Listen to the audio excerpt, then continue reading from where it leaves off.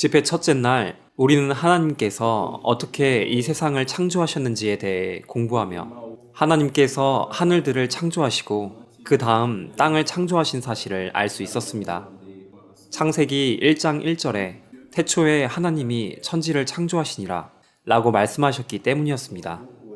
그리고 하나님은 아담과 하와를 지으신 뒤 에덴 동산에 두셨는데 이때 사단이 여자에게 접근하여 선악과에 대하여 거짓말을 한 일이 있었습니다. 두 사람은 결국 선악과를 먹어 하나님의 말씀에 불순종하게 되는 결과를 낳게 되었습니다. 저는 이번 집회 기간 동안 배운 내용을 통해 제가 어머니의 뱃속에서부터 죄인이었다는 사실을 알게 되었습니다. 지금까지 저는 사람이 이 세상에 태어난 후 분별력이 생겼을 때부터 죄를 짓는 것이라고 믿고 있었는데 실제로는 그것이 아님을 이번에 알게 되었습니다. 왜냐하면 에덴 동산에서 아담과 하와가 지은 죄가 피를 통해 저에게도 유전되었기 때문입니다. 이 사실을 알게 된 것에 감사하게 생각합니다. 제가 이번에 몹시 무서웠던 말씀이 있었는데 그것은 바로 제가 드리는 찬송이나 기도가 하나님께 닿지 않는다는 것이었습니다. 그 이유는 바로 죄 때문이었습니다. 아모스 5장 21절부터 24절 말씀에 내가 너희 절기를 미워하여 멸시하며 너희 성회들을 기뻐하지 아니하나니 너희가 내게 번제나 소제를 드릴지라도 내가 받지 아니할 것이요 너희 살찐 희생의 화목제도 내가 돌아보지 아니하리라. 내 노랫소리를 내 앞에서 그칠지어다 내 비파소리도 내가 듣지 아니하리라. 오직 공법을 물같이 정의를 하수같이 흘릴지로다. 이 구절들은 저를 두렵게 하였습니다. 왜냐하면 하나님의 말씀에 하나님께서 우리에게 알려주시기를 당신은 우리의 기도와 노래를 듣지 않으시고 우리로부터 나오는 모든 것들이 당신 앞에서는 그저 더러운 것이라고 하셨습니다. 그 이유는 바로 우리가 죄인이기 때문이었습니다. 저는 죄인입니다. 저는 죄인입니다. 저는 하나님께 자주 기도를 드리는데 하나님께서는 죄인인 제 기도를 듣지 않으셨고 이것은 몹시 두려운 일이었습니다. 그러나 요한복음 6장 40절에 기록된 그분의 말씀은 내 아버지의 뜻은 아들을 보고 믿는 자마다 영생을 얻는 이것이니 마지막 날에 내가 이를 다시 살리리라 하시니라. 우리가 하나님 앞에서 더 이상 죄인이 되지 않기 위해서 무엇을 해야 하는지를 보여주고 계셨습니다. 그동안 저는 나의 죄도 언젠가 사해질 수 있다는 것을 믿으면서도 내 죄가 어떻게 사해질 수 있을까 하는 의문을 가지고 있었습니다. 그러나 그 방법은 단지 하나님께서 보내신 그의 아들을 믿으면 되는 것이었습니다. 하나님의 아들이 나의 모든 죄, 내가 과거에 지은 죄와 지금 짓고 있는 죄, 그리고 미래에 지을 죄까지 모두 사해 주신 사실을 참으로 믿으면 그 믿음으로 제가 그분의 용서함을 받도록 허락하시는 것이었습니다. 저는 우리를 위해 이미 다 준비해 놓으신 그 죄사함에 대해 너무나도 감사했습니다. 과거 저는 어둠 속에 머물고 있었고 이러한 감사한 사실을 몰랐기 때문에 지금까지도 어둠 속에 있었습니다. 하지만 이번 집회 기간 동안 저는 제가 무엇을 해야 하는지 알았고 그것을 이미 이루었습니다.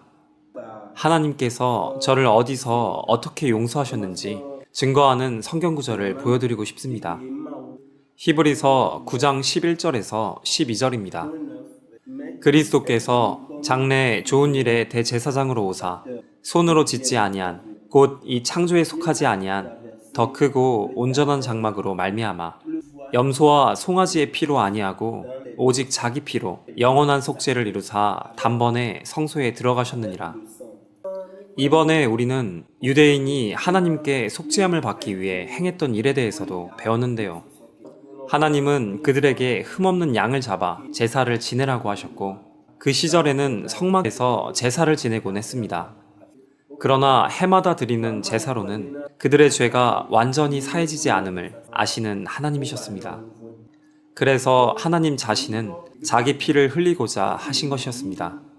그 피는 하나님이 우리를 사랑하신 방법이었으며 그 방법으로 당신의 생명을 우리에게 주셨습니다.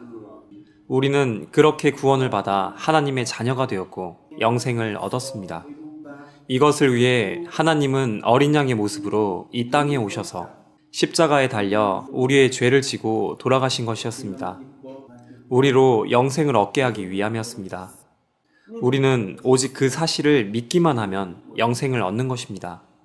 하지만 우리가 이 사실을 믿지 않으면 영생을 얻을 길은 없습니다. 저는 지금 제 안에 기쁨이 넘치는 것을 압니다. 끝으로 골로새서 3장 9절에서 11절을 읽고 싶습니다. 너희가 서로 거짓말을 말라. 옛사람과 그 행위를 벗어버리고 새 사람을 입었으니 이는 자기를 창조하신 자의 형상을 쫓아 지식에까지 새롭게 하심을 받는 자니라. 우리는 지금까지 아담의 죄에 머물러 있던 사람들이었지만 이젠 하나님께서 의의 옷으로 우리를 입혀주셨고 그로 인해 하늘에 계신 아버지 하나님 앞에서 거룩하게 되었습니다. 이제 하나님께서 우리를 보실 때는 그의 아들을 통해서 우리를 보시고 우리를 거룩하게 여기십니다.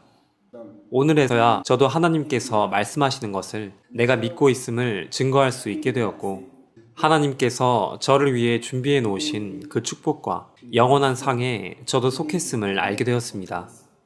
이 말씀을 제가 들을 수 있도록 허락해 주셔서 정말 감사합니다. 제 사촌 형은 저를 이곳에 초대하기 위해 한두 번 노력한 것이 아니었습니다. 시간이 흐르면서 저는 형의 마음을 알게 되었고 저를 향한 형의 태도를 통해 형이 나를 이런 집회에 초대하는 것은 정말로 나를 사랑하기 때문이구나 하는 것을 느끼게 되었습니다.